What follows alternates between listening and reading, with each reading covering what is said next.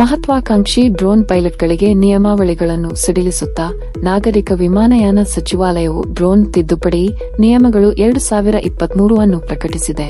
ಇದು ಭಾರತದಾದ್ಯಂತ ಡ್ರೋನ್ ಕಾರ್ಯಾಚರಣೆಗಳನ್ನು ಉತ್ತೇಜಿಸುವ ಮತ್ತು ಸುಗಮಗೊಳಿಸುವ ಗುರಿಯನ್ನು ಹೊಂದಿದೆ.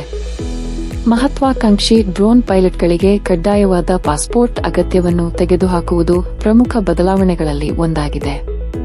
ಪಾಸ್ಪೋರ್ಟ್ ಹೊಂದುವ ಪೂರ್ವಾಪೇಕ್ಷಿತವು ಮಹತ್ವಾಕಾಂಕ್ಷೆಯ ಡ್ರೋನ್ ಪೈಲಟ್ಗಳಿಗೆ ಒಂದು ಅಡಚಣೆಯಾಗಿದೆ, ವಿಶೇಷವಾಗಿ ಗ್ರಾಮೀಣ ಭಾರತದಾದ್ಯಂತ ಕೃಷಿ ವಲಯದಲ್ಲಿ. ಈ ಪ್ರಯತ್ನವು ದೇಶಾದ್ಯಂತ ಡ್ರೋನ್ ಕಾರ್ಯಾಚರಣೆಗಳನ್ನು ಮತ್ತಷ್ಟು ಉದಾರೀಕರಣಗೊಳಿಸಲು, ಉತ್ತೇಜಿಸಲು ಮತ್ತು ಸುಗಮಗೊಳಿಸಲು ಮತ್ತು 2030ರ ವೇಳೆಗೆ ಭಾರತವನ್ನು ಜಾಗತಿಕ ಡ್ರೋನ್ ಹಬ್ ಮಾಡಲು ಆಗಿದೆ ಎಂದು ನಾಗರಿಕ ವಿಮಾನಯಾನ ಸಚಿವಾಲಯದ ಪ್ರಕಟಣೆ ತಿಳಿಸಿದೆ.